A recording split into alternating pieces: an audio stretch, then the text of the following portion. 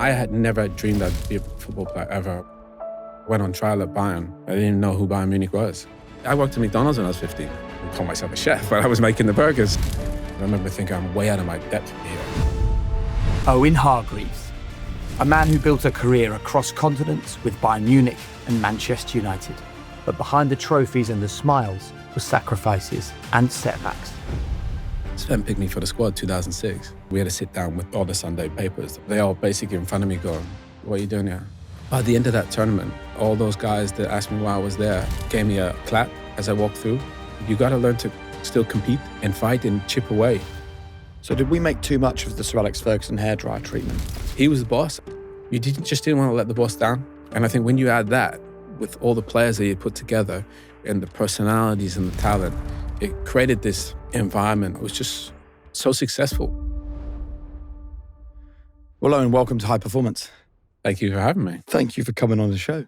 Look, so many young people grow up dreaming of being a professional soccer player. Why did you manage to turn that dream into a reality, do you think? Do you know what? I never thought that would be a reality, not even for a second. I played more basketball than I did football as a kid. But because my dad was English, we played football, and I was the youngest of three boys, so we didn't have a choice. You just did what your dad and your older brothers did. So my dad was quite good. He was played semi-professional in Canada. And then, I was just always kind of pitch side, and I think I was very lucky that I came from a football family. My dad could play. My older brother probably could have been a Premier League player from talent-wise, but maybe lacked a few of the other attributes necessary. And I think I got to see that play against my older brothers. And as your older brothers do, they kind of, they kind of kick the life out of you, don't they? And you have to learn to be tough and fight. And I just think that helped me, being in a football family, being the youngest, and also watching my brother maybe not do everything as he could have at best. So I think I was really lucky with kind of all those variables. It's interesting, the lessons from your brother. What did he not do that you saw and thought, my story needs to look different? Well, as you have two older brothers, say it's normal. They have house parties, don't they? Parents would leave and then you'd have a house party and all their mates would be there. And, they're just doing normal kid stuff. But I remember I was quite young in and around it. And obviously I would just have to be there because my parents were out. And I remember thinking, I didn't really understand it, why everybody was, drinking and all that. And I think my brother probably should have made it. Bolton offered him a contract when he went over on trial and they wanted to stay. My dad made him go back home, finish his last year of school, and then he ended up tearing his ACL. But I think at that time, he was kind of going up and his friends were really good players too. But because he was going up, it's like almost they didn't want him to succeed. So they would start to go out and do stuff. And he, rather than say no, he kind of still did that. And then it's a very fine line, I think. And I kind of saw that and I thought, right. I remember my dad, when I was a young kid, I came home from school one day and he put an article on my bed, printed it out. And it was about Dennis Bergkamp kind of, coming into Arsenal and kind of that whole culture. We were still kind of the English one with, drinking and stuff, and about discipline and kind of living the right way in training and standards. And he said I remember he used to smell kind of alcohol on people's breath still. And he would take it out of them in training, Dennis. And I just remember reading that and thinking, right, if you're gonna do it properly. So I was probably fortunate that I had, my dad was kind of, he wouldn't do anything other than just leave it there, whether you read it or not. But you did. Yeah, I did, yeah. And I think that, again, I had never dreamed I'd be a football player ever. I went on trial at Bayern. I didn't even know who Bayern Munich was, and I remember thinking I'm way out of my depth probably here, Canadian kid. They were all asking me if I lived in an igloo, when I got there. Did they? Yeah. They didn't know anything about a Canadian kid, did they? And they were all German national players. And I remember thinking, I'm probably in trouble here. And I remember the ball dropped. And after 2 or 3 minutes, I thought, I think I'll be all right here. And I think I probably had 4 or 5 of those moments in my whole career where I always thought, it's probably going to be too much for me, this. And once you overcome it, it's like, I wonder what else I could do. So I stopped making plans. I stopped making goals because I would kind of beat them quite quickly. And then I just thought, right, I tried to make it as hard as myself as I could to see if I could fail in a way, because I started to learn that you can achieve a lot more than you probably ever imagine, and you got to back yourself. So what do you mean when you say you made it harder for yourself? Well, not in So when I came through at Bayern, I was very fortunate. My first year, we won the league and the Champions League, and being Canadian born, I probably always thought I'd play for Canada. But my mum was Welsh, my dad was English, and I lived in Germany. So I had all these national teams calling me to play for them, because all of a sudden you just like appear. And so Wales wanted me to play. Mark Hughes called me when I was a member in the Bayern Munich dressing room because he was an ex-Bayern Munich player. And I had to make a choice. And the hardest one was England, obviously, because I had the best group of players. And everybody said, you're crazy, you're never going to play. And I just said, well, let's just see where the chips fall. And obviously, as a young boy, the one thing you want to do is make your dad proud. And my dad's a super proud Englishman, even though he worked in Canada from 20 odd years old. He was, his name's on your shirt, and he's English. So I just thought, right, let's go with England, because it was the hardest. But again, after making the jump from Canada to Germany, I thought, what could go wrong? Even if I play once, it would be more than I would have ever dreamed. But can we take you back though? Because you've made that jump from Canada to Germany sound really effortless, and doubtlessly it wasn't. Like, how did it come about, even a boy from Calgary getting offered a trial to go to Munich? Well, I think I had a team in Canada. There's a lot of talented kids in Canada because all the families are from all around the world. There's the British and there's the South Americans, the Spanish, Italian, and all the kids play football because they love it. Canada's one of the best countries in the world at ice hockey. But basically, participation-wise, I think more kids play football or soccer at a young age. The problem is when they get to teenager age, there's more stuff for them to do. So I think at that age, they kind of, maybe some of them get lost.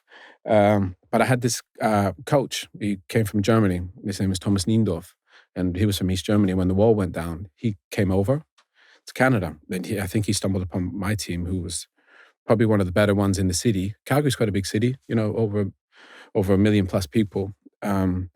And he saw me, I think I was 12 or 13. He said, you're to my dad, he's talented.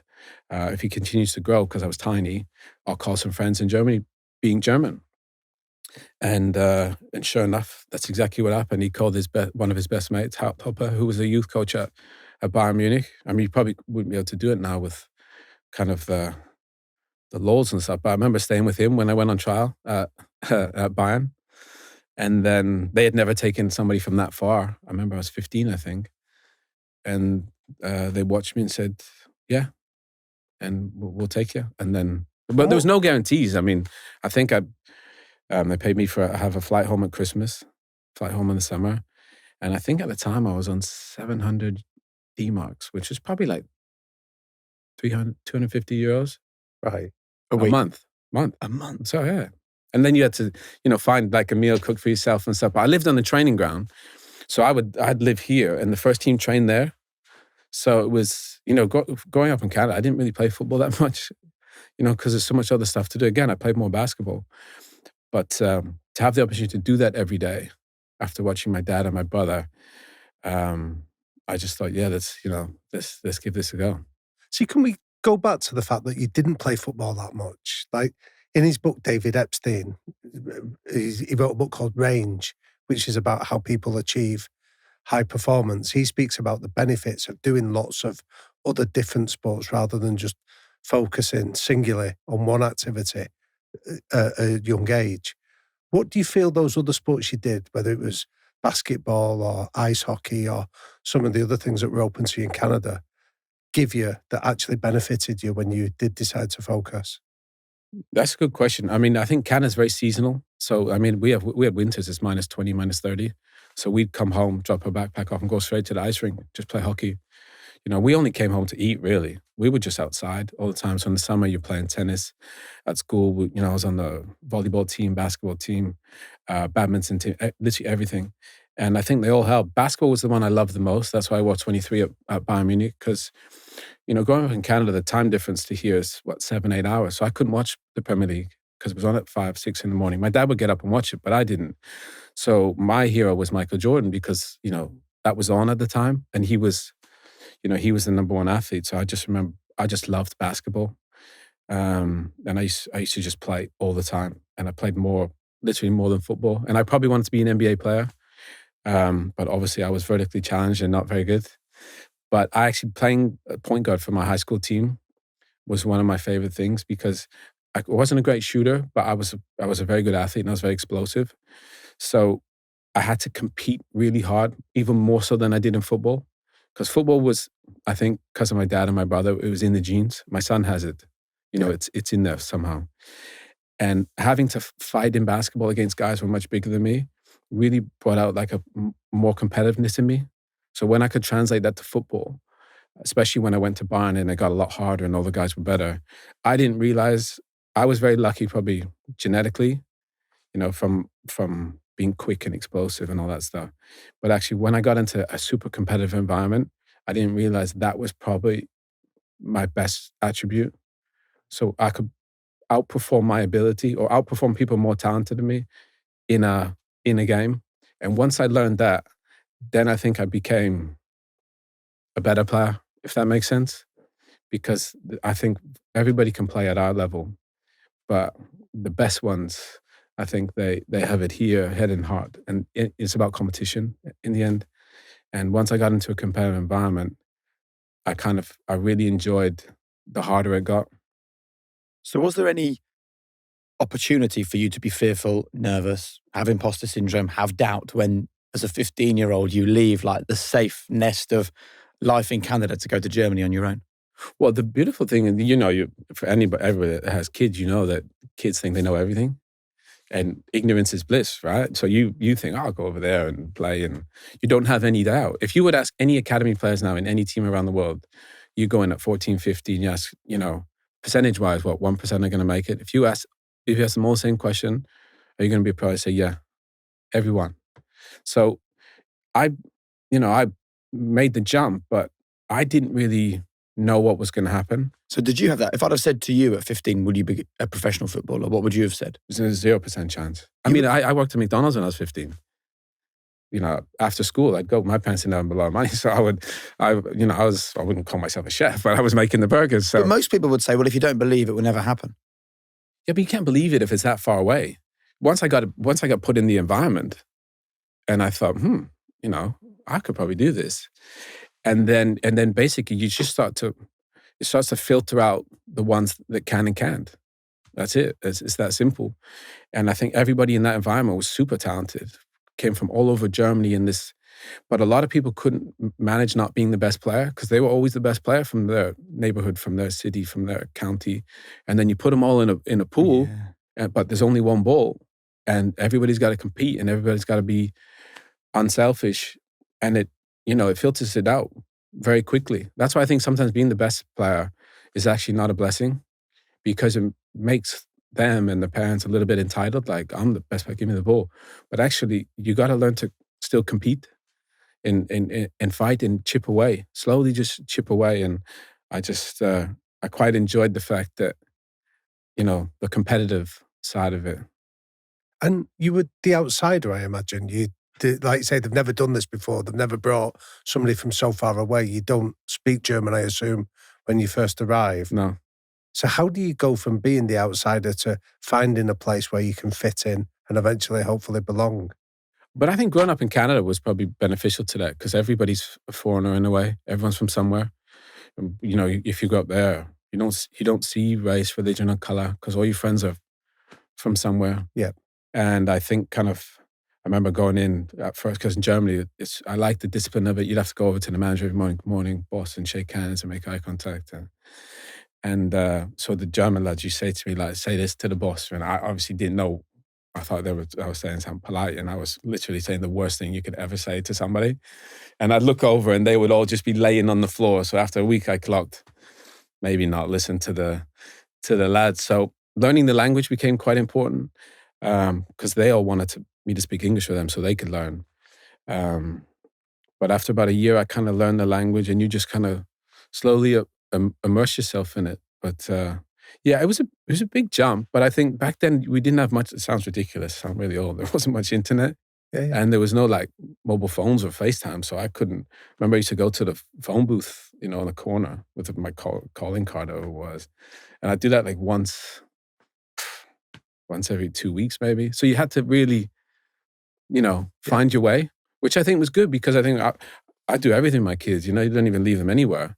Whereas they're they know a lot more and they're a lot more stable than you think. And I thought give them a bit of freedom to find their way, I think is quite important too. I had a lot of scope. Too, that I'm very fortunate that I stayed on track because it probably could have gone the other way. Yeah. But it sounds to me like you had like a highly attuned social antennae to be able to read other people, to judge a room, understand how you do eventually fit in. So what are the sort of top tips that you picked up, Owen, about assimilating into a culture or an environment where you come in as the outsider? But you're right. Listen to my accent. I don't know what, even my mates in Canada say, what is wrong with your accent? In German, they say, what's your accent? In England, they say, I don't know. It's because I lived in different environments, and when you speak a different language, I think it changes things. So I probably never fit in anywhere because actually growing up in Canada, my mom was Welsh, my dad was English. And then I moved to Germany. I was, the Canadian kid playing in Germany. And then I move over to play for England, even though I'm playing in Germany. And I have this accent. So everyone's thinking, wait, who's this guy? But so I think that was often used against me, that I was Canadian born and your accent and all that. But I think in the end, if you break all that down and I think football's good at that. If you just treat everybody the same, whether it's your coaches, whether it's CEO, whether it's somebody that's just cleaning the dressing rooms, I think is a good way of doing it. And just be yourself. If people are going to like you, cool. If they don't, that's also fine. But I only really worried about the people that were really close to me, because I remember when I first broke into the first team, I remember, we used to have like 10,000 people watch training, because when there was school holidays, they would just all come. I remember when I got into the first team, I had this journalist, he sat on the front of my car. He's like, oh, and now you're in first team, you got to give me your number so we can stay in touch and stuff if anything comes up. And I remember I said to him, I said, look, my phone number's only for my friends and family. But I'm here every day. So if you want to chat to me or through the press office, you're more than welcome to. Remember, he said to me, that's a big mistake, because I have everybody's number and you're just going to get bad scores in the papers. And I said, that's up to you, I'm going to treat you guys all the same. I don't want to give you something and you something. I don't think that's fair. So I think just being consistent with everybody is probably the easiest way. Then you don't have to put a face on or try and get something. I think we've all become very transactional. Can you do something for me? Can you do something for me? I think leaving home on my own, I didn't need anything from anyone because I had to do it on my own. And I think that was probably quite helpful. I think I didn't plan on achieving anything. So I would just try and do it for the kind of organically. So how long did it take you to go from joining Bayern as a kid to getting asked to go and train with the first team? So I was 16, so I played 2 years in the under 18s. I was a year younger. And then I went into the reserve team, which played in League One, which was amazing. So you played against older pros. So we didn't, again, the contract I had was, I think I was on 5,000 D-marks at the time. So it would have been like, probably not even 2,000 euros maybe. Right. It's a bit of a pay rise from what you started. Oh, massive. And I thought, I'm flying here. But so you played every Sunday. The first team played on Saturday. You played every Sunday. It's League One. So, it's a good standard. But it was a lot of kind of Eastern Europeans and tough guys, and you're coming through, you're like 18 playing with these guys. But so and we had always had one older pro in the team, or two maybe, to kind of mentor. And I remember the guys were like, the bonus was more, so if you won 4 games, the match bonus was massive. So these guys, it was super competitive. And you had all these older guys kicking the life out of you because they wanted more money, Yeah. And I just think it was such a cool environment because you had all these talented kids from the academy come up. And then you had all these older guys and kick the life out of you. And, literally, they wanted the bonuses. So again, it filters it out. because you got to really enjoy that. Otherwise it's not really fun, if you don't appreciate the competitive side. So I did 2 years in the academy, 1 year in the reserve team, underaged. And then I went over to the first team, and then I think I think they can just see. I remember I was at an event for Bayern last week, 125 years for Bayern. And everybody was there, bosses and stuff. And there was 2 guys there, Marcus Weinzel and Hugo Seitz. They were kind of the 2 older guys, the mentors. And they run the academy now, which I didn't know. And they said to me, God, I never forget when you came into the team. And I said, why? He said, you were just like, you wouldn't take no for an answer. And he said, if you didn't make it, nobody was going to make it. And there's Michael Wiesinger, his name is now, he runs the academy at Nuremberg. He said, when you came into the first team, I always say it to the young boys now, don't take no for an answer. Don't let them send you back. And I think when I made that transition into the first team, you don't think you're going to make it because nobody's done that jump probably before me 7 or 8 years. And again, the older guys, they're just kicking lumps out of you. And very much so in Germany, there was a hierarchy of, cones, balls, open doors, do everything for the older guys, which I think is great. But I remember I just coming through and I was training really well and the older guys were getting annoyed. They kick me and pick me back up, kick me, pick me back up. And I remember all my hits fell. Probably gave me the best piece of advice I ever got from a coach. He said, all the older guys had gone in, I was getting the cones. And he said, oh, and you're training great. He said, I can't help you anymore because I got to be loyal to the older guys. But he said, when you come on the pitch, you chase everyone and, you get after them. But when it finishes, you be a gentleman, you open doors and carry balls. You keep doing what you're doing, you'll be just fine. He said, I can't help you anymore. And from that day on, every time I went on the pitch, I hunted down everyone. And eventually they accept you. If you don't, you don't give any back talk. Yeah. And you again, stay consistent every day. Compete. I remember Effenberg, who was our leader at the time, our best player. And we were about to get on a plane. It was about 8 months into my first year. And he said to me, and I said, oh, no, you go first. And he went, no, you go first. You're going to be my successor. And that, that took but basically it said to me, you're cool now, And I think that, but again, you got to earn that. I think a lot of young guys now, they want it quickly or everybody wants it quick. And again, it's very transactional, but you got to earn it. If you earn it, the guys, everybody will be happily facilitated. But I remember Omar saying to me, oh, if I take you, somebody's losing their job. Which is true, right? You don't think of that. But so obviously the older guys are going to put up a fight. But I think as long as you do it respectfully, I think you earn the trust of the team, which is the most important thing. So you were coming into a club, though, that had sort of been haunted by this nickname of FC Hollywood, where it was like big egos, big stars, and they'd gone through the trauma of losing the Champions League to Manchester United in 99. Yeah. So you were coming into a club with scars, egos, things like that. Who was it who did take you under the wing eventually and sort of show you how to behave like a professional, how to conduct yourself? Oh, no, I already had that. Right. I already had that. That's,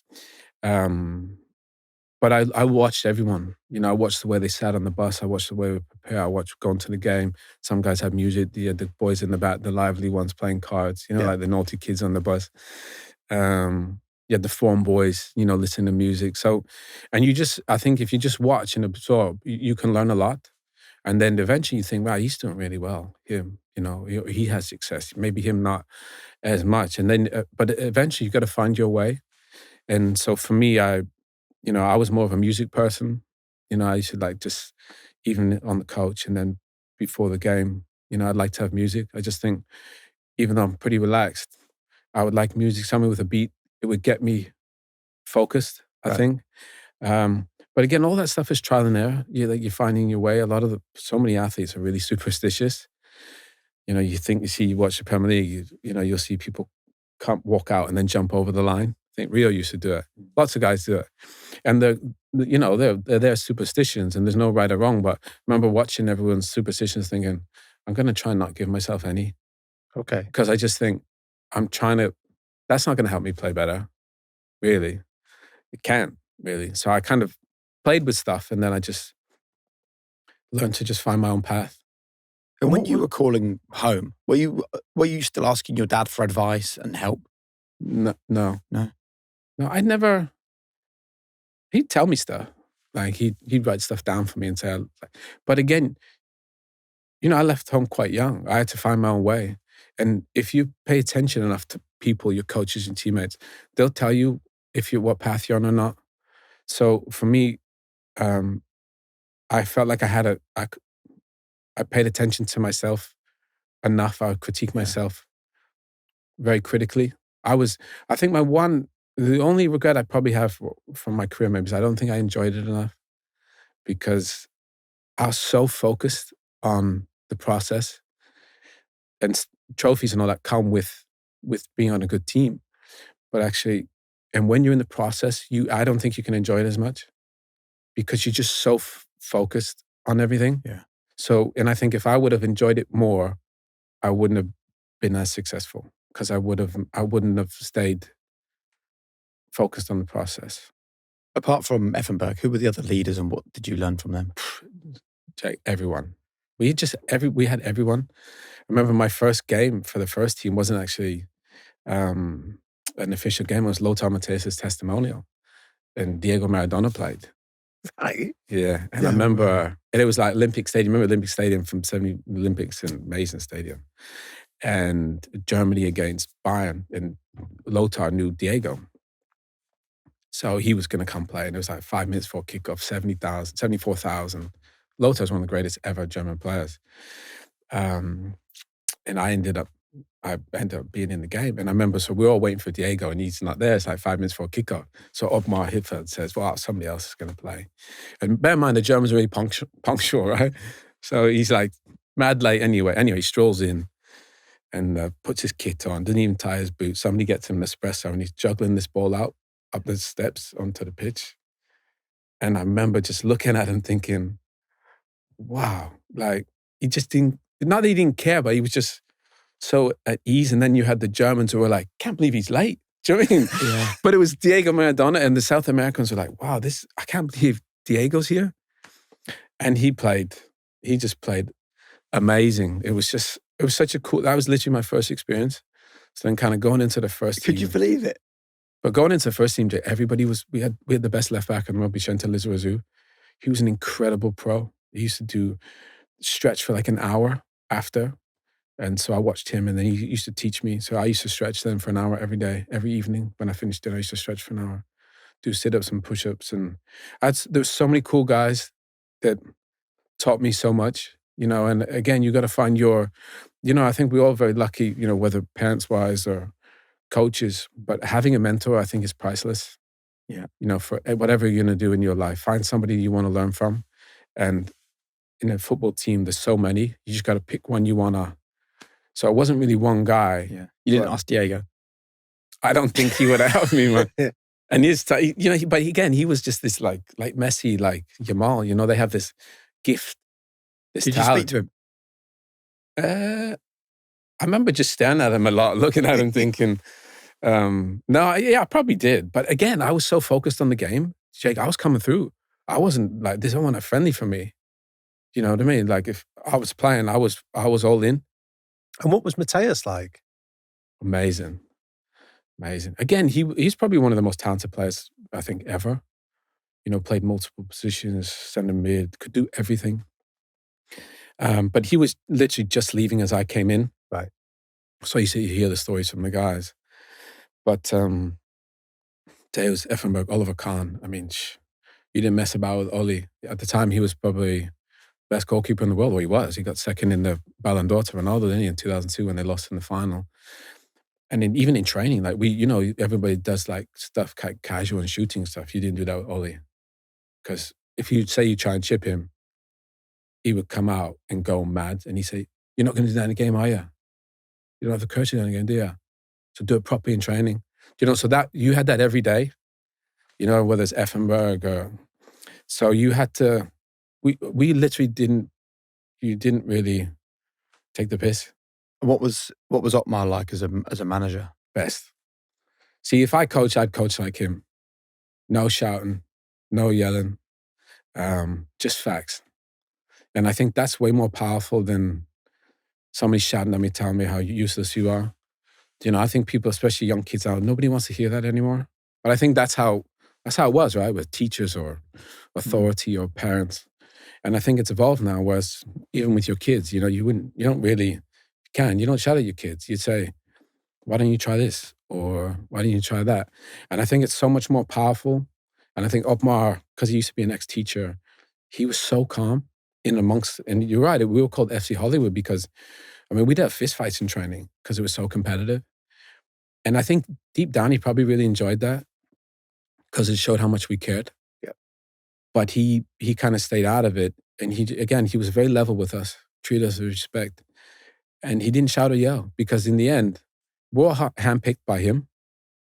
Do you know what I mean? So he knew who he picked, and they were good lads. Okay, they were competitive and probably brutal at times, but we also had to figure it out ourselves.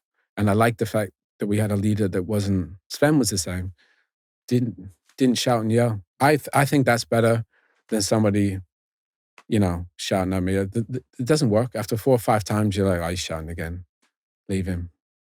And I know you weren't there for that Champions League final in '99. I was in the stadium. But you weren't in the team. No. I was with the under-18s. We were going to a tournament in Rotterdam. I remember I was up in the nosebleeds with the tracksuit on, and Bayern dominated. Should have won. Yep. And I remember we all lost our voice because we were just shouting so much. And I remember we all sat there after the game. Like the ending was just one of the craziest endings ever. And Teddy Shanger and Ole Gunnar were 2 amazing goals. And I remember we all just sat there stunned, just like shock, and never ever dreaming I'd be playing in the same final 2 years later. And that was what I wanted to ask you. Was that reference? Because obviously that was a big scar in the club and the dynamic.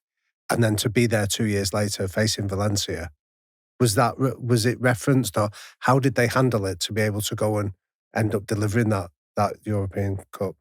I think because we treated every day like that, that's why we got to those places.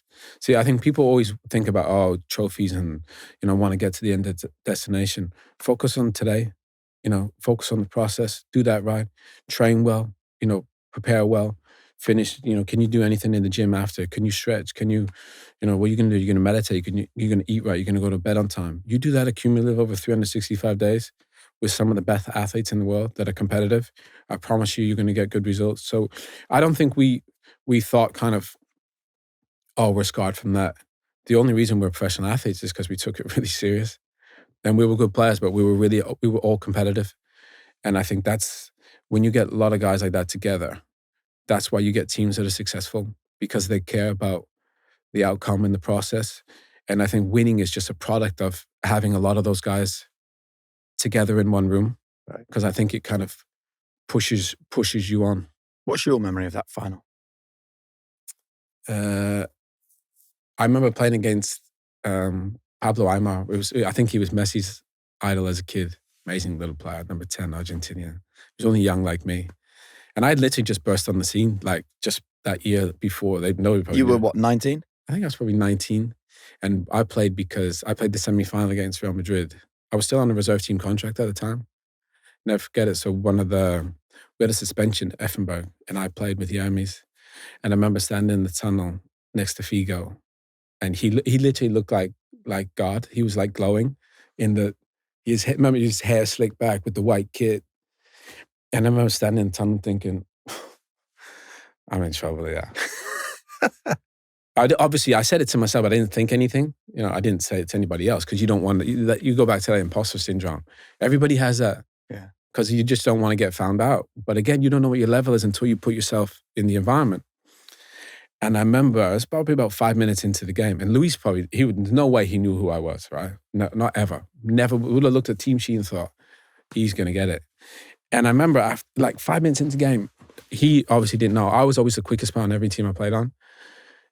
And that's probably why I had the career that I did. So he left the ball there, thinking 5 yards away from me, and he just left it there. Normally that was probably fine. But I remember thinking, can't do that, Luis. And I remember I just nicked it off him. And I remember as I nicked it off, I remember him looking at me and then I sprinted by him, and then I sprinted by Roberto Carlos. And I never forget it, this light switch went off in my head. And I thought, when I went on trial at Bayern and I went over that hurdle, I thought, I can do this. And we won. And we got to the final. I remember I came in, I was still on my reserve team contract, and our president, or vice president, so it was Beckenbauer, then Karl-Heinz Rummenigge, and Uli Hoeneß. They were all world-class players in the time. I think Karl-Heinz Rummenigge won the Ballon d'Or. And I came in, and I remember our president at the time said, we just sent a Canadian kid out play the best, most expensive player in the world, which was Figo.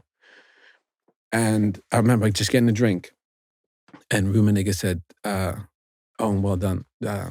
You outplayed your contract. We'll do a new one tomorrow." And that was that. And so from that point on, I became that game probably solidified me kind of to become a pro. And then we had the final a couple of weeks later. And because I hadn't failed yet, you're young and you kind of feel this, but you have a lot of doubt. And I remember walking onto the pitch, I never forget it, in San Siro.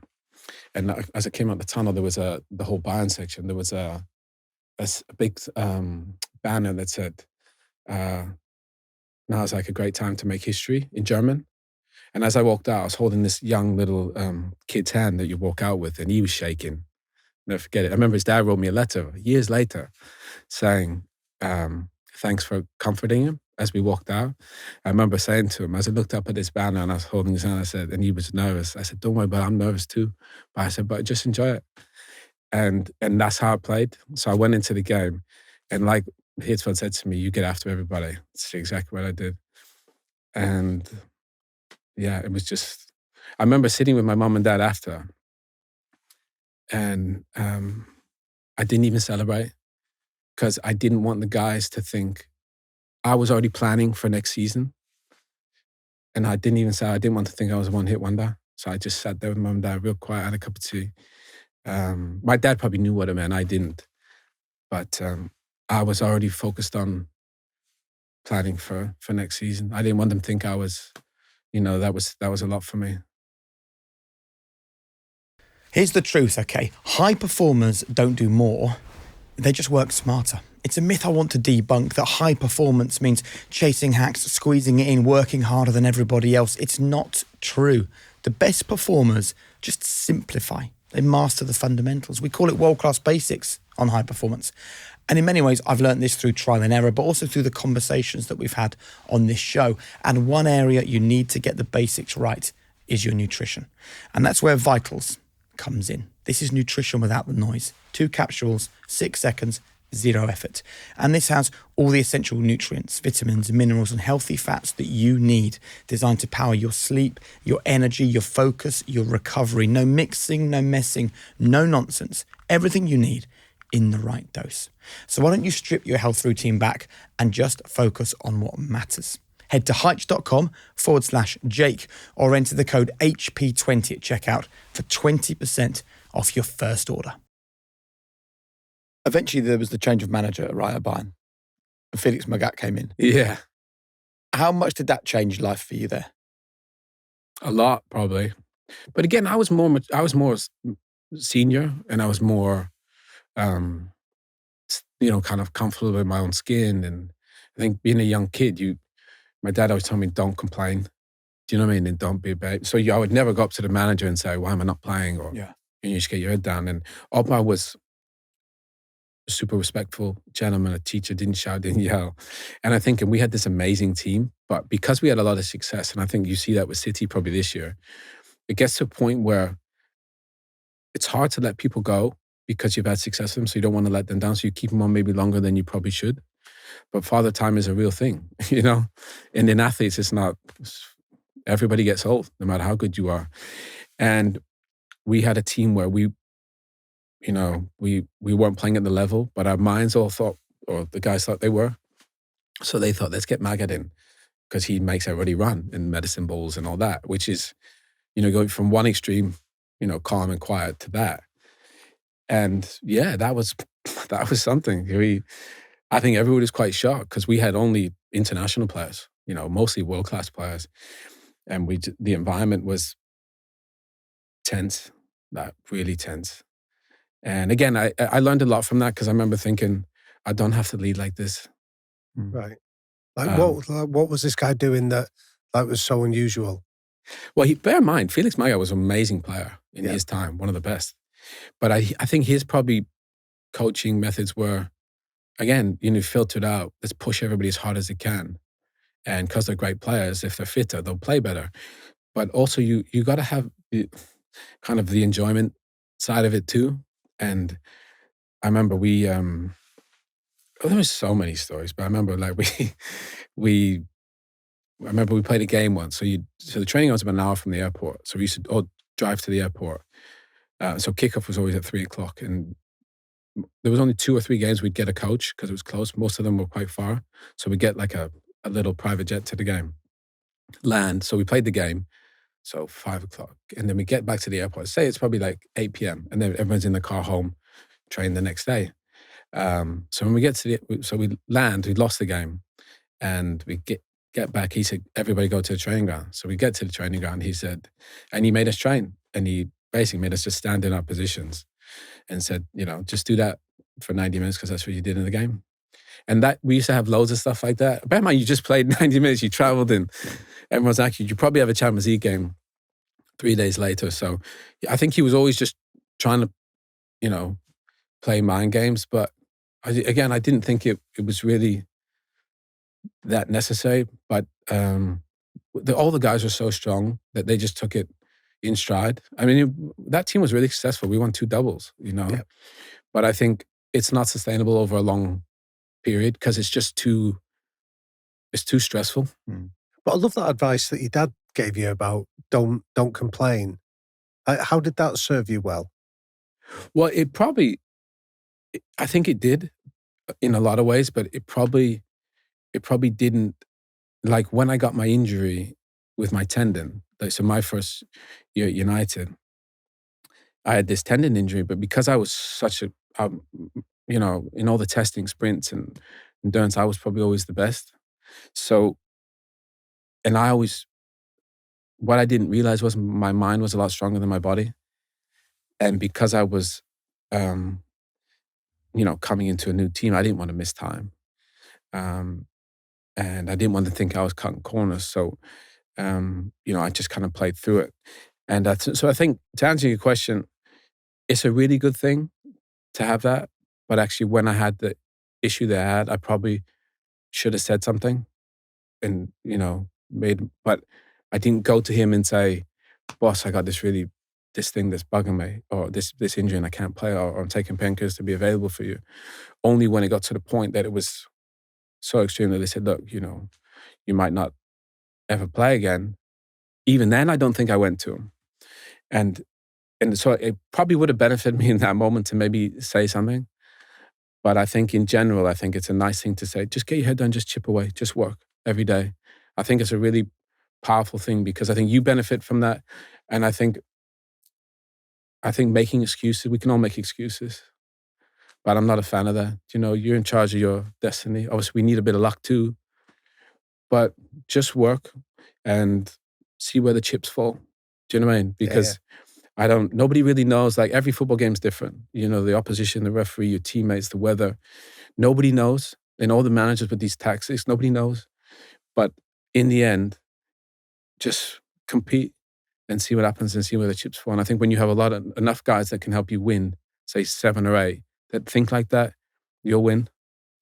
And so I think it was, I learned a lot from that statement, but I probably could have used it differently in others. Right. See, I think your mental strength is absolutely a calling card for you. What was the nickname the German players gave you at Bayern? What did they call you? I'm sure you told me once. Was it the machine or something? Yeah, no, the guy in the gym at United, because I was always just chipping away every day. And again, like I remember coming into the gym, like you got in mind, everyone's a good athlete, right? Because they've been playing the whole life. And I remember coming into the gym the first day, and his name is Mike Clay, great guy, had this amazing energy. And everybody being there training. I remember Cristiano was like where you are on the mat. And he wasn't that Cristiano yet. And he was doing these crazy sit-ups with this medicine ball and coming up and then throwing it. And I was watching him and he said, I'm going to win the Ballon d'Or this year. And he did at the end of the season. But that was pre-season in the gym. Nobody could see. Like, everyone looks at him finish now and how he looks and how he plays and the goals he scored. But again, you're doing that every day. Take a guy that's 6'1", with that talent, that work ethic, you're going to create gold. And so when I saw him like putting the work in, I always thought I was a good pro.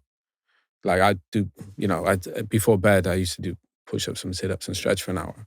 And I just thought that kind of helped me a little bit. I didn't do much else. And then I met Mike and we were in the gym a lot, which I loved. But then I saw Cristiano, like, you put the work in.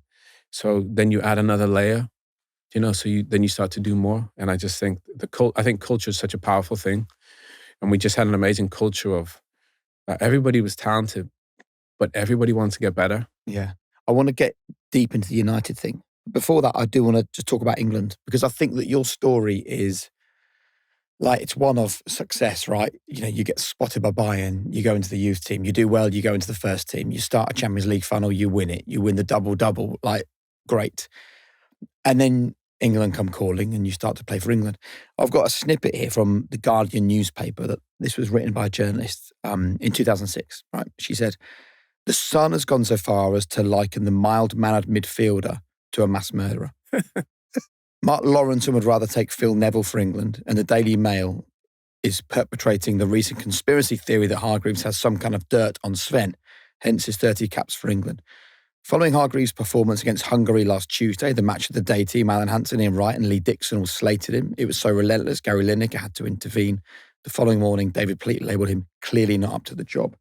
Why does everyone have it in for Hargreaves?" Now, this is before the 2006 World Cup. Yeah.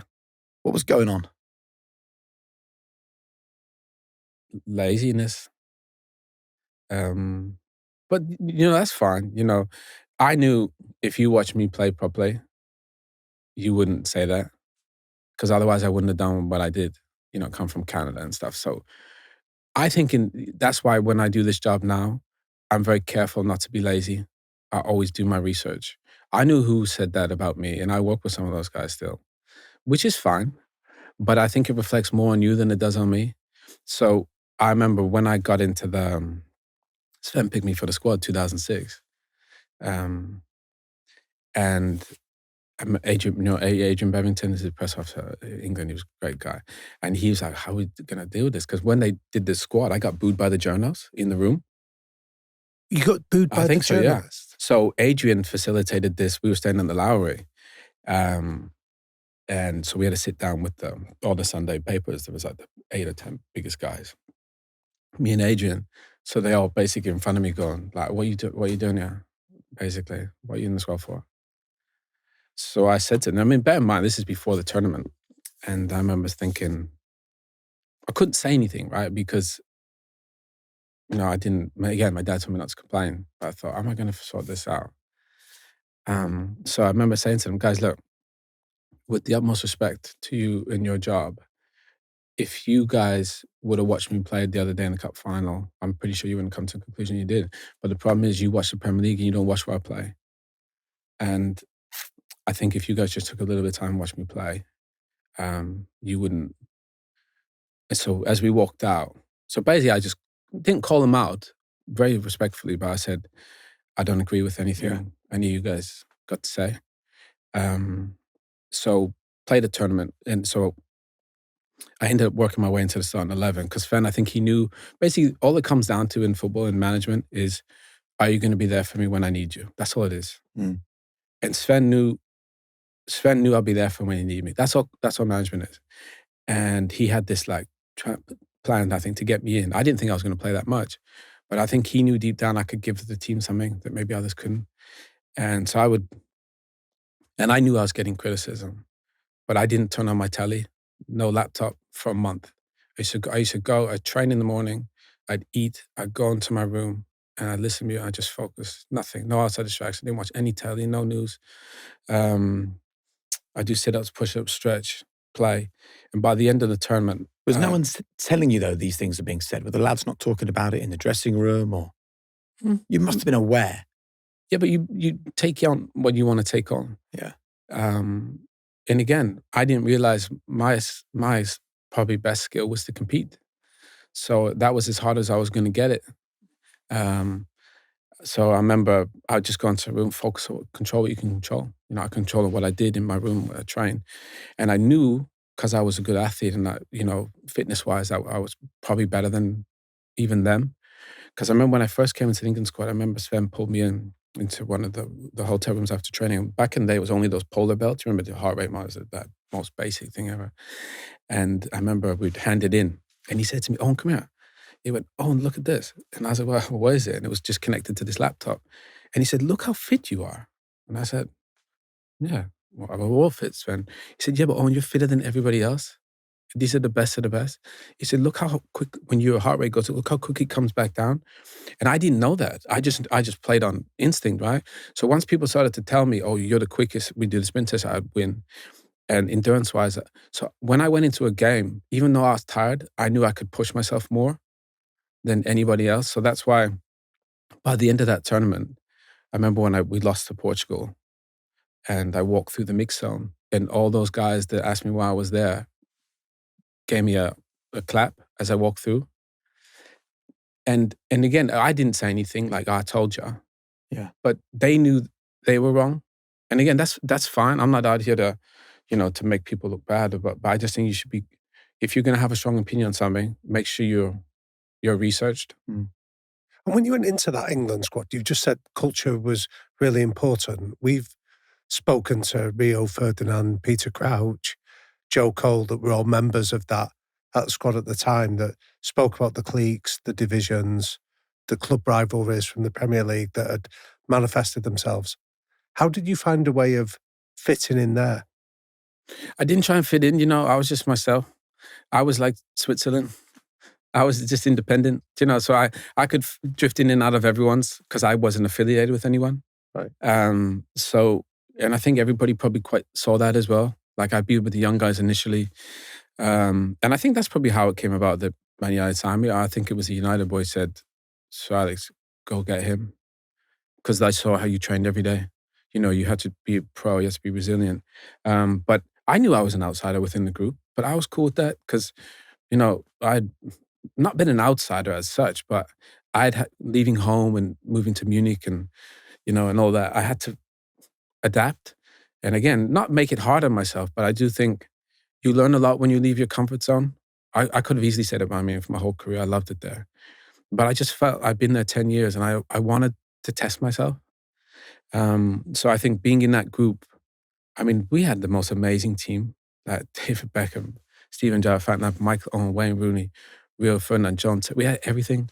Training sometimes was so good. I used to think we should win. We got to win the World Cup. Everything.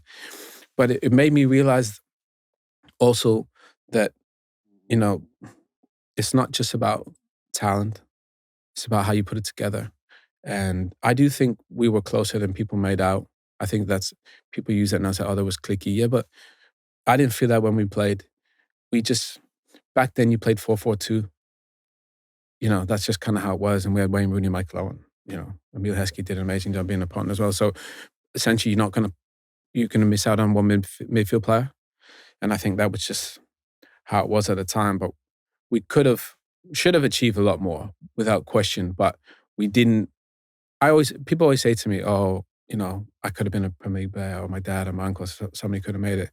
But it makes me, I know after being in this myself and watching my brother, being an athlete is like a recipe. You need lots of ingredients to go into it. If you don't have them all, you're not going to make it. And I think that team was as good as it was, talent-wise on paper. We were just missing a couple of ingredients that were really necessary to bring it together. Well, like even the formation thing, it was just how it was. And we probably had too many great players. We probably should have dropped one. Because in the end, I always say, game of football is 22 players, but there's only one ball. There's no point in having, 8 world-class number 10s out there. You gotta get the ball back from the other team when they got it.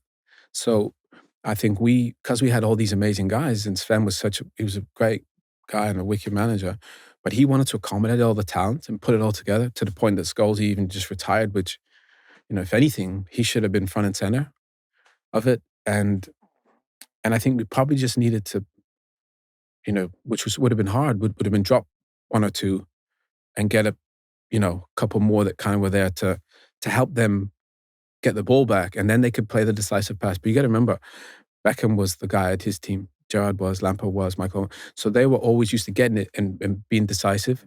But the problem is in international football, when you do that and you turn it over, they're pretty good at football too.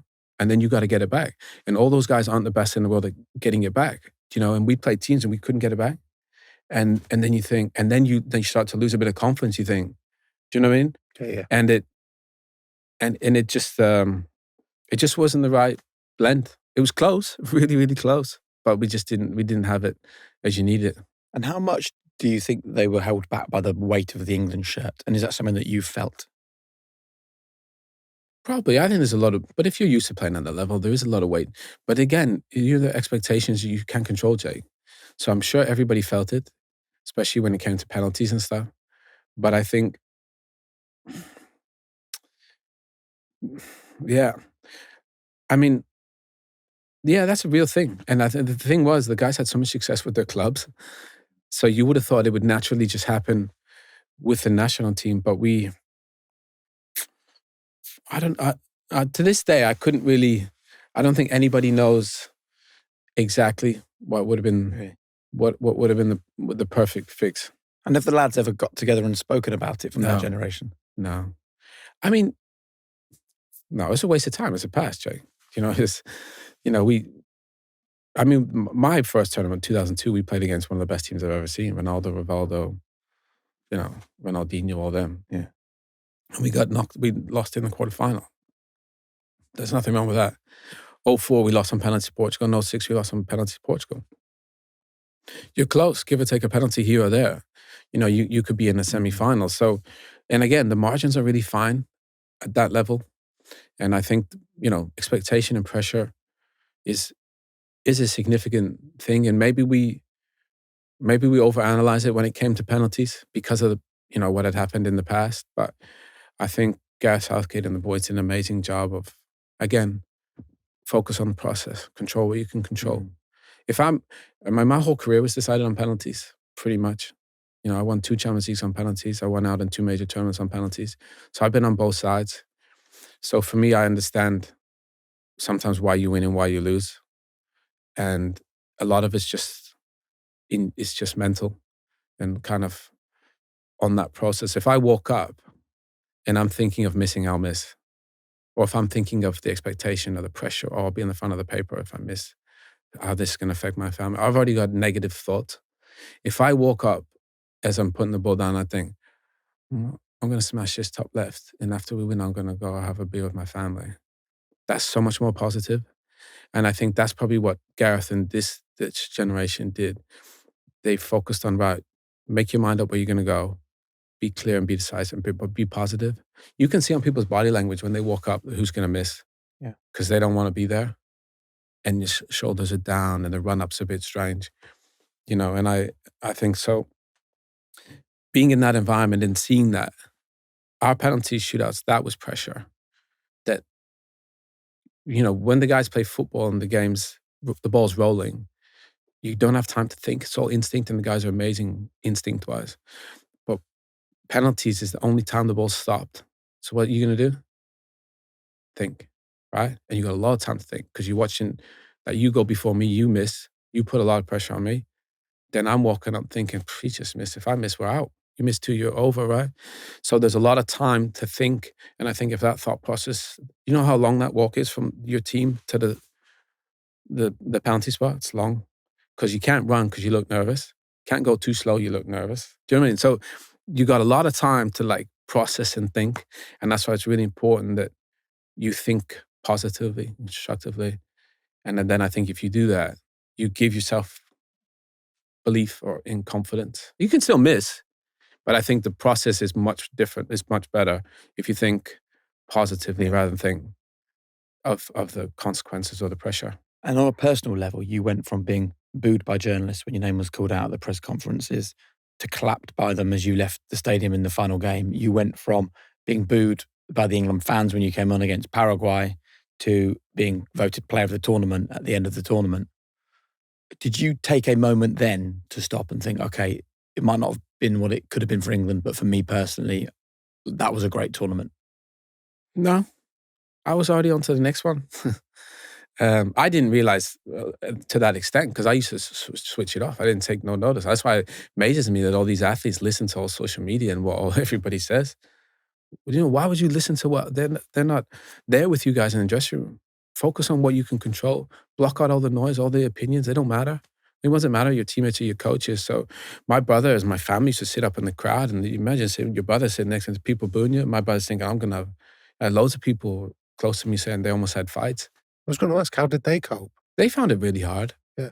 But again, we didn't really talk about it either, but they probably knew I was the little brother. They probably knew, don't make him mad, because, I was competitive, and I, as I got older, I realized I was good in those moments. As hard as it was probably, for me to learn that, I could fight against it. But I think it probably was really hard for them. I remember Frank Lampard. I never said this to him. I should have actually, because Frank got it from the England fans. And I remember families are all really close. All the players are locked away, but all the families are together all the time for a month. And Frank's mum came over to him after I got booed, I think, and said, "Oh, don't worry, Frank got it too. We're kind of there for you." And what an amazing thing to say from a mother to a mother. So I think those things are, quite comforting, I think, for families because I think everybody means well, but there is a lot of pressure on everybody to jostling maybe for position. Do you know what I mean? Yeah. Within the camp, we're all locked away. But it's also difficult for the families being away for a month and watching the family through the ups and downs because there's so many. But for your parents as well, I'm wondering about what it must have been like for them that they're from Wales and England, but then they've emigrated to Canada, and then their son comes back to do it and he's being disrespected or abused for it. I suppose I'm interested in just how they perceived it. I don't know. I mean, I'm sure it was probably really hard. I can only imagine as a father how frustrating I would find that. But you know what? I think they probably knew I wasn't going to go down quietly. I could have failed easily. It's fine. I still would have achieved far more than I would have ever dreamed. But if I was going to go down, I was going to go down swinging. And that they probably knew that about me because, again, I was the youngest. I had to learn to fight for everything, and I think is really good. So, we never really spoke about it, but I'm sure it was really hard for your kid, to go through that. But in the end, I think as much as I had talent to play sport, I had a talent to, kind of hang in there when it was hard and actually not do less, do more and push. And it's such a powerful feeling when you go beyond of what you think you can do and actually outperform people I know you're more talented than me and I outplay you. Do you know how powerful that is? Within a game, and when you're better than me and I outplay you, that's competition. And I think when people know that about you, then you become a problem because it's not just about talent. And again, sport, I don't care what sport you play, it's not just about talent. Can you hang in there when it's hard? Can you push yourself beyond what you can? Because I promise you, everybody's tired, but just do more. Just see if you're tired, we'll take you off. If you don't play well, we'll take you off. But do as much as you can. Let's see where the chips fall. And I think for me, my dad used to say to me, I don't care how you play. I don't care if you win. Just give me what you got. And that's how I played all the time. Right. I just give it what I got. And I was so lucky that it took me as far as it did because I didn't think I'd ever get there. You said it a few times in your career, you had these moments where you thought, I don't actually belong here. Loads of them. Just take us into that England dressing room around the time of 2006 under Sven, whether you had that sense of, I need to prove myself all over again here with the greatest players in England. No, I did. Yeah, of course I had to. But I wasn't going to do that by talking. I was a Canadian kid who played in Germany. What am I going to say? Everyone was probably looking over thinking, what's he doing here? But you know what? I had to just, again, chip away. And again, the guys we're all the same guy, wherever we're from, whatever color, race, religion you are. We all left home on our own to go play football. and make a job of it. And then if you play for a Bayern Munich or Man United, Arsenal, Chelsea or Liverpool, and then you end up playing for England, we're all pretty much the same guy in a lot of ways. And you can see that in each other. So I think if you just chip away and you hang in there when it's hard, the other guys see that, you know. They might not at beginning think he could be an imposter. And everybody probably has that feeling because you don't really know what the level is. I mean, we had guys, brilliant Premier League players, used to come up to the England team and you could tell, you know, after the first training, they didn't want to be there. Who was the leader in that England squad? They all were. I mean, everybody was the best player in his position in the world almost at the time. So you wouldn't have said he was front and center. Bex was probably was captain because he was like, you know, in another stratosphere. And he was probably a little bit older, but... and was he vocal?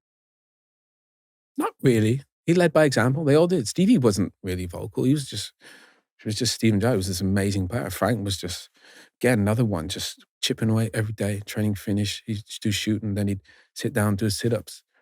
You know, everybody was chipping away. So the vocal ones are, I think from my experience, I don't think being vocal is really that beneficial sometimes because I think proof is in the pudding when you play. And you can talk all you like, but the exam, you got a final exam every weekend or every Wednesday. And if you fail that, the other guys know you talked a lot, but you were crap. So I think sometimes less is more. You know, prove it when you play. Man United. When did you first hear that Sir Alex Ferguson wanted to sign you? Gary Neville called me and he said, boss wants to sign you. And I was so happy at Bayern. You know, I've been there for 10 years, moved there at 16. When as a young boy, became like a man really, learned a new language, new culture. But again, I just felt like I was getting, like we were the best team in Germany. We had the best players. I don't know how many leagues we won, but we won quite a few in the leagues and in the cups and the Champions League. And I just felt like after 10 years, I wanted a different test. I wouldn't have left unless they called me and I don't think Bayern wanted me to go after that World Cup. So it took another year. And in that time, I'd broken my leg, I'd broken my fibula. So when I came back, because I had a cast on like toe to hip, and I remember, and Magath was under a bit of pressure at the time, so they wanted me to play, and I wasn't probably through my rehab yet, but his job was literally on the line. So I came back, and I probably didn't have the quad strength that I had because I was in this cast, and that probably contributed to me starting with getting the injury I had, which was a tendonitis, which I didn't know what it was because I always thought of myself as just this machine, you know, that just push through everything. And that injury is weird because you can, like, it's painful, but you can take pain, you can play through it.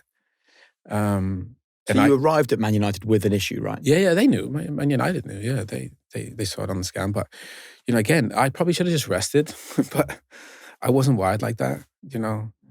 I just wanted to play. And so there'd be moments where it was, depending on the pitch, tendons are really delicate, and I didn't know that. And so depending on the pitch and stuff and the surface, sometimes it would just like, I remember standing on the pitch in a warm-up and literally it'd just be like a post could move.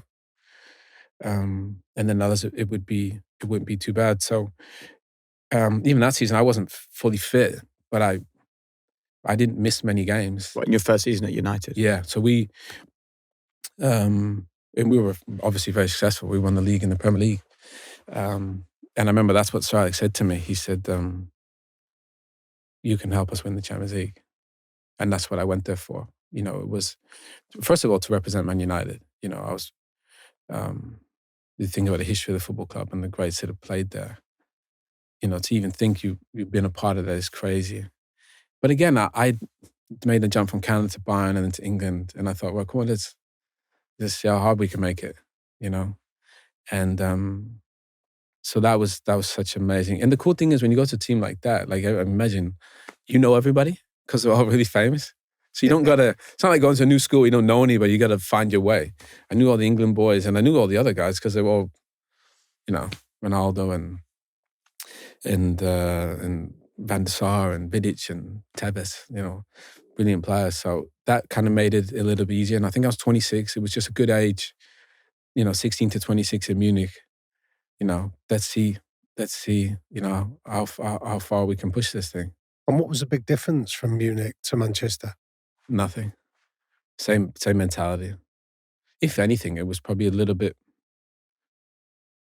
more relaxed, I'd say. Because in training every day, we were getting after each other in Munich. It's just how the mentality was back then. It's probably not like that anymore with, HR and all that. You probably can't be like that, but it was like that. I remember we were training one of the first days. I knew Scholesy from England.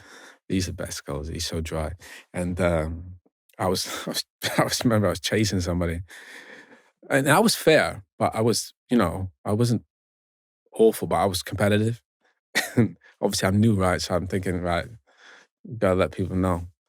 And I remember Scholesy said, "Oh, and it's not like that yet, like Gaffer just picks a team. If you're good enough, you'll play. You don't gotta show anyone." But he did it in such a brilliant way. And I thought it was really cool the way he said it, because he could tell I wanted to make an impression. Not in a bad way, but I cared. And it was really important. I learned a lot from kind of that moment. Don't get after your teammates in a way. Do you know what I mean? Right. But that was the culture of Munich. It was we were after each other. We played Germans against foreigners or young v old, and be starting 11 against the Serbs, and everything was just So Scholes was looking out for you rather than definitely, yeah. He right. meant it in a good way, Right. but I think he could tell the culture I had before was maybe slightly different, and that's probably why we were successful, because we had that. But at United, we probably had maybe a little bit more. I don't know what he could see. He was trying to help me, which was I good. remember saying to Rio Ferdinand early on, when I worked with him back at BT, I said, what did Sir Alex say to create the culture at Man United? And he said, the boss said nothing because the players created the culture. But again, he handpicked everybody, Jay. So he knew, again, goes back to, the guys only play, I think, because are you going to be there for me when I need you? Right? And if you're the boss and you pick me, you've handpicked me, I'll be there for you. And Sir Alex only had guys, I think, that were there for him. Yeah. And that's why, whether even it was a John O'Shea or a Wes Brown, Ji-Sung Park, even the guys that didn't play all the games, when they played, they were there for him. And so but then you have Rooney, Ronaldo, Tevez, Giggs. I mean, we had probably 10 guys that were captain of the country. So we had this culture. Obviously, Sir Alex was at the top and David Gill. But all those guys in there, you could count on. And I think that's all. And the more of those you get, the more chance you can win. And it's not a coincidence. And I think no wonder it's not a coincidence that Man United have struggled since. It's because they lost 10 captains of the country and they bought loads of players, spent a lot of money. But football is only, are you going to be there when I need you? When the chips are down? Because when you're winning and it's easy. It's easy for everyone. But football is about, can you be there when it's hard? Can you compete when it's at its most difficult? And we had guys that were good when it was difficult because Sir Alex handpicked everyone. And I think that was, and when we got into difficult moments, we'd be there for each other, as different as we were. Can you give us an example of a difficult moment where that manifested itself? You had them all the time. I mean, but I think, again, I think because the culture was so good and we weren't always critiquing, analyze everything. Okay, once in a while you'd have a little blip and you'd lose, but you'd probably only lose, 4 or 5 games back then with those teams. But there was no panic, really. There was none of this cheerleader speech, do your job better, all that nonsense. That's just noise. And especially with guys that are that talented. So I remember he sat us down. We were in Asia somewhere, beginning of the season, preseason tour. And I remember he sat at the front. People probably heard this story, but he kind of went through all the team, a lot of the guys. Nemanya's from Serbia and Ji-Sung's from Korea. And all these guys, he said, have had to fight to get here. And I've handpicked all of you guys because I believe in you. And we have the team to win everything. And he held up an envelope where they said a couple of names in here who I think could let us down. Don't let it be one of yours. And he walked out. And I remember we all thought, whose name's in the envelope? Do you know what I mean? I don't know if there was or there wasn't. But to do that to those guys with that mindset and that culture, you just lit a match. And that's why we played not to let him down. We did obviously play to win, but you don't want to let him down because of the standards that we had. And that's how we played. People always say, oh, you play to win and all that. Yeah. But, again, like my dad said, no regrets. No regrets. Leave it all out there. And that's how he was. So I think because he kind of instilled that environment and everybody was handpicked, the team almost couldn't. Okay, you could lose if you play a Barca, Pep's team, you can lose. But ultimately, the team was won because I think the culture that he instilled and the mentality of the players. So did we make too much of the Sir Alex Ferguson hairdryer treatment? No, I think, again, that was a time and its place. Yeah. You think back to parenting. Did you ever get it? I didn't actually. He took me off once at Tottenham. I was probably the best player in the first. I don't know why he took me off. I remember why he took me off. Somebody squared it to me. Again, I think at the top level, all the guys are processing everything so quickly, and most of it's about decision making. So I can go back to the England thing. I can hit a Hollywood pass, but it's probably not the right thing for the team. That would be more about my ego. Right. Can I hit a home run? And I think at the top, okay, that's option A, or that's the pass I want to hit, but that could get picked off and that's a counterattack. At the top level, the games are decided by that transition. So I got to think, okay, that's not a good one. I'll take B, and then we go. If you can and it's worth the risk, go for it. So I think all the top players play like that. They think, hope for the best, but plan for the worst, I think. And I remember we played Tottenham away, and I think Scholesy squared it to me. And it wasn't a great ball, and it wasn't one of them, if I dribbled, it was a bad idea. But it came to me beautifully, so I hit it, right? Edge of the box, shoot. If it goes over, goal kick, right? Not a big deal. Takes a mad ricochet, bounces off somebody, end up getting a counter, almost score. Didn't score. But I think he thought, don't like that. And probably in a way, sending me a message. And I remember being in the dressing room thinking, and I'd never, because when he signed me, he was calling me all the time, messaging me. I felt like we were mates, you know what I mean? And not mates, but, he was very close because I was trying to get you to come. And I remember thinking I should have a chat to him about it. Like, why'd you take me off? But I realized quite quickly that's, that wasn't my place. Because I remember the first time I ever did, I knocked on his door, asking why I wasn't playing. And I forget the look he gave me. And I thought, probably shouldn't have knocked on the door. But you don't know that, right? Because you got this, communication, everything's cool. And again, he created this, he was the boss. Everybody called him the boss. I remember my first game for Man United, it was such a powerful thing. Playing City away when they weren't the City. And we didn't start the season great. Because of my tendonitis, I didn't start the first few games. And I played in the midfield, Scholesy and Carrick. And Giovanni scored against the run of play, but we played really well. Anyway, halftime, and I'm walking off and said, we're going to the tunnel over there. And Real's behind me, he's centre back. And I'm walking up, and Real's like, Owen. Bear in mind, Real's like 27 years old at the time. London boy, quite lively. And he's like, Owen. I'm walking up, I said, Owen, get in the dressing room quick. Gaffer's going to go mad. And I'm thinking, why? It's half time. I'll just run around. I'm walking into the dressing room. He said, get in the dressing room quick. All right. So even Rio, as he was and the experience that he had and how he grew up, he was respectful of the boss's reaction because he didn't know. And I thought that was very telling of kind of the culture. Was like, it was demanding, and rightly so. And I remember so Sir Alex didn't want to see you walking, basically. No. Rio was just fearful of what he was going to say because we were probably going to get it, right? And he wanted to be in there quick because if you last, he'd like, that probably would. So you don't run, you don't walk, you run. I don't know. I did never ask him. He was just, Rio was respectful of the boss's reaction, whatever it was going to be. So we get in, we sit down, halftime, and the boss said, I don't know how we're losing. You're by far the best team. Keep playing Spain, you'll win the game. But the fact that Rio even thought that, I thought was very powerful. Mm. And again, it goes back to the culture. You just didn't want to let the boss down. And I think when you add that with all the players that you put together and the personalities and the talent, it created this environment was just so, it was just so successful because everybody cared about the outcome all the time.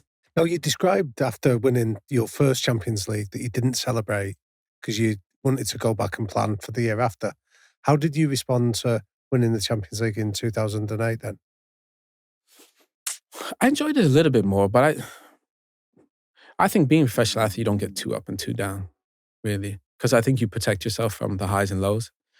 So, and again, I think I was always fearful of looking like, you're enjoying it too much. So then it was my first year. And I expected us to do that a few more times. So I remember sitting with my parents at a table and just kind of you watch it all, you take it all in because so many people work so hard throughout a season. Everybody just sees the players and the coaches, but you don't. So many other people to sit and share it with, the kit man and all the staff, and have a beer with, and you've achieved the ultimate. You can't achieve more. It's such a like beautiful feeling to share it with everyone. I think just that alone was, and the season's over, so we've done our job. But I remember we had a friendly with England 3 days later at Wembley against the US, and I had that in my mind too. Right. Fabio Capello just taken over, and again, you want to be right. So you enjoy it, but I think the guys that win multiple times, I don't think they, I think they're always focused on, because I remember the first time I won the Champions League, I grew up in Canada, I never thought I'd win a Champions League. Do you know when you're a kid and you win a tournament and you just like, it's the best feeling ever? I had the same feeling, but you won the Champions League. And I thought I would feel better or different, but there was no different. It was just, wow, we won. It was a sense of achievement. So I realized it's such an amazing feeling to win, but actually there's no different feeling if you're an under 10s or under 12s or, winning a Premier League champion. It's the same sensation. And again, when you wake up, you think you're going to feel different. You don't. You still got to wake up. You still got to eat breakfast and train and do everything. So I think I realized quite quickly, get ready for the next day. So you were looking forwards, as you always did, planning what's next, thinking you're going to win a few more Champions Leagues, a few more Premier Leagues. What you didn't see around the corner was the injury situation with your knee. Yeah.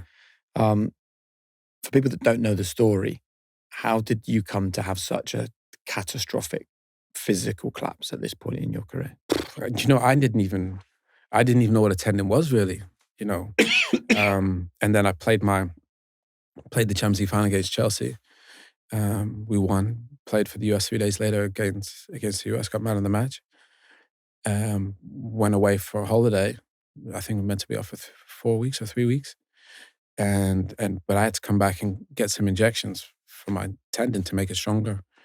And I've virtually never really, I was never the same again after that. And I was 27 probably. And only after the injury, did I realize, like I literally, bear in mind, I was the quickest, probably had the best endurance. That's why I played at that level, because I didn't realize that until they did all the testing, but that was part of my skill set, that I was so explosive. And probably a lot of that contributed to the injury, being so explosive.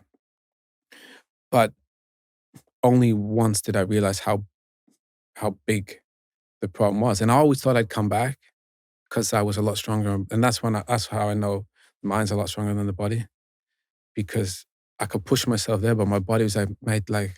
So you had this injection that summer, right? Yeah. The summer after winning the Champions League. I was meant to be fit for the start of pre-season. And what happened then? I don't know. I had a scar on the knee, and I literally couldn't bend my knee. I couldn't really straighten it. My quad had switched off, and by the time I figured it all out, I remember I saw this specialist in Sweden. It was in Sweden, in this university town, and I was really struggling. And again, I was trying quietly to figure it out myself and get back, obviously. Because you'd gone so far with your body, and taken you so far, from Canada, Germany, and all these obstacles. And you're like, I'm going to overcome this, fine. And then I remember I knew I was in trouble, because I just, day to day, I couldn't even go down on my stairs in my house.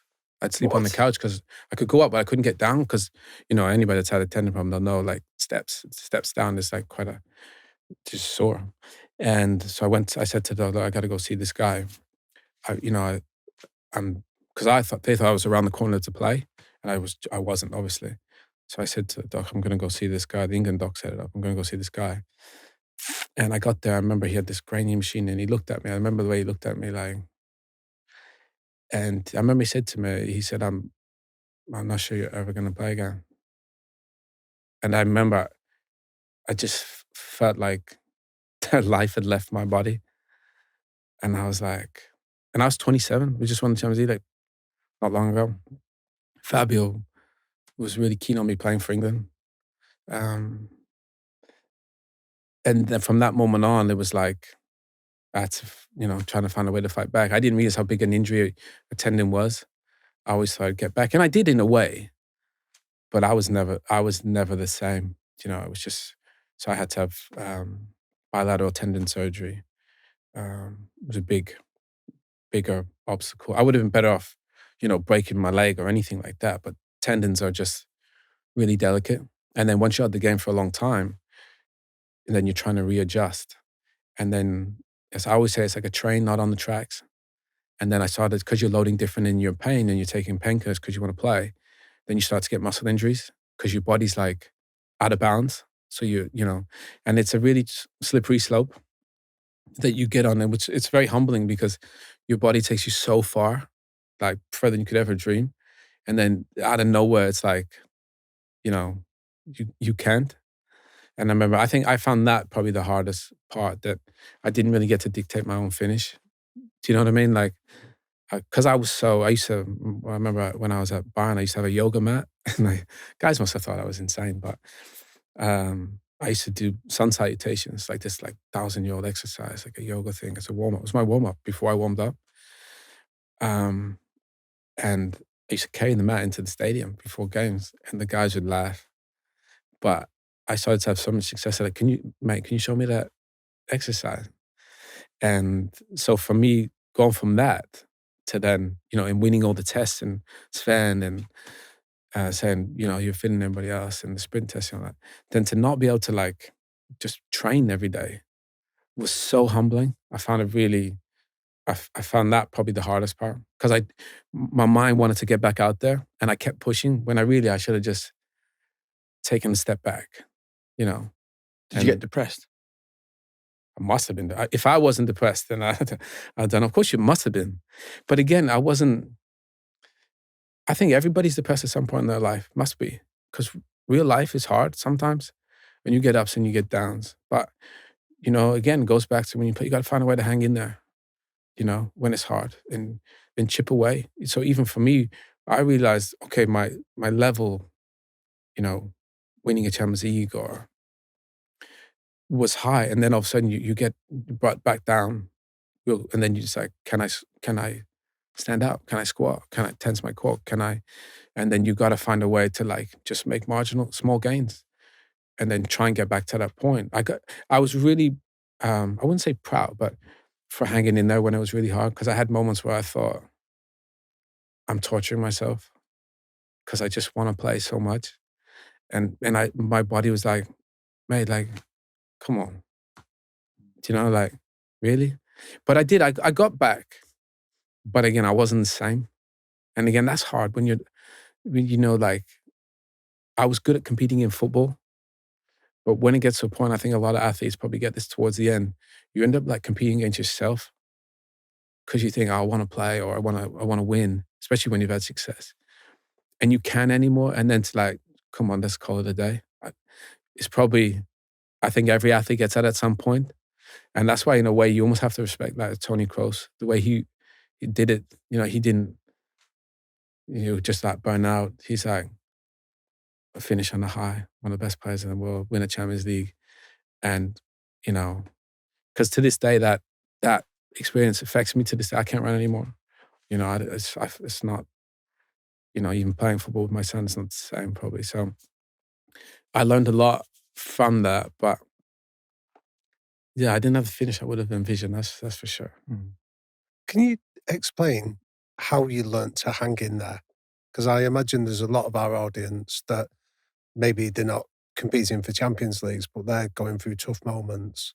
And you're somebody that survived and still managed to thrive in spite of it. What did you learn about doing that? You're a lot stronger than you think. And if you don't believe in yourself, who else is gonna? So, believe in yourself and wake up and do your best. It's whatever that looks like. Being a professional athlete is you're very fortunate to do that. I never dreamed of that, but once I got in the environment, I thought, right, let's make the best of this, what I can. And we all have the capacity to do that every day. That's why I don't plan anything anymore. And all the guys used to joke and get mad at me and stuff. But the biggest moments of my life were all decided by not me. So I realized, the chips are going to fall where they fall. And I got to be ready to strike when it's there. And I also got to be there to say no as well. But I think for me, just do your best every day. Just chip away, whatever you're good at. It's not about being a professional athlete. You can apply that to everything every day. Go to bed at a decent time, wake up, have a routine, have a bit of structure, try and eat well, get to the gym if you can. Now I realize I'm at 40. I used to be this professional athlete. I could do anything. And now I wake up and I feel like I'm 70, which is crazy humbling. But you know what? I think now I got to do resistance training. I got to do weights. I got to get stronger because you get older, you lose muscle mass. So I think just try and find a way to just chip away and do your best. Get in a good routine. And you're a lot stronger than you think. So back yourself. Don't be so hard on yourself. Every single person I play with at the top level, I can promise you they have doubts. And everybody said they don't have any fear is a liar. Because I had that when I played games. But you know what? I thought, I got to push through this. And I'm sure the guy I'm playing against, he's got a bit of doubt too. But let's see how far you can take it. So, yeah, don't be hard on yourself. And you're a lot stronger than you think, I think. Well, I hope that you might not have had the finish that you dreamed of or that you planned for, but you can now look back on your career, 12 major trophies, winning the Champions League in your teens, playing for some of the biggest clubs in the world, representing your country, proving a lot of people wrong, and more importantly than that, being, in my opinion, one of the nicest guys I worked with in my time in football, a brilliant dad, a great friend. And what you say about people who live this transactional life, you were actually the only person on the day that I said I was leaving BT Sports to send me a lovely message and keep in touch. That's it's just a reminder that you're useful to people when you're useful to them. And it's actually true friends that are the ones that hang around before and after. But Jake, that's when you see the real people. And I think for me, I remember when I got released at United, bear in mind they bought me. And I remember Sir Alex called me up to his office. He said, we're not going to give you another contract. Imagine how humbling that is. And I wouldn't have given me one either because I wasn't fit, right? And I said, boss, I'm going to play. And I probably shouldn't have. But my mindset was, and I said, and I would have played for free. But I remember saying to him, so he had basically released me, my contract finished. And so I remember on the last day, I went around to every staff member and said thank you and shook their hand. Because it's not their fault, but we had a relationship for 4 years. And I think it's really important that you kind of respect people, or you kind of honor people that you're on a journey with together, and not want anything. I'm not trying to make this big Instagram. I don't have Instagram anyway, but make a big post and say, look, what I'm doing or I'm sharing and all that. Do it quietly. And I still see some of those people, and they come over and give you a hug because they realize, you were yourself all the time and you were consistent. So whether with you or, I think just be yourself, and if people like it, cool. And if they don't, that's also fun. They can go find who else they want to hang out with. But you learn a lot, I think, being in sports and then coming into the media side. And it's very critical. But I think in the end, it's all still about relationships, I think.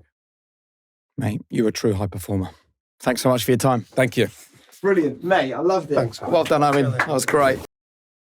You know what I really love? Sitting in this room, having the incredible conversations that you get to watch on High Performance. But something else I love is taking the lessons and the learnings from the likes of KSI and Arnold Schwarzenegger and Matthew McConaughey and all these other incredible guests we've had on High Performance and taking them out to you, to your businesses, to your people. And whether it's sitting around a small group of 6 senior leaders or maybe in an auditorium with 2,000 or 3,000 staff members, myself and Damien just love helping you and your people get closer to your own version of high performance. And we've done it in Germany, in Dubai, in North America, in South Africa, you name it. We've traveled the world sharing our message of high performance. And if you'd love us to come and work with you and your business, all you have to do is hit the link in the description and we will be with you, getting you and your team closer to high performance.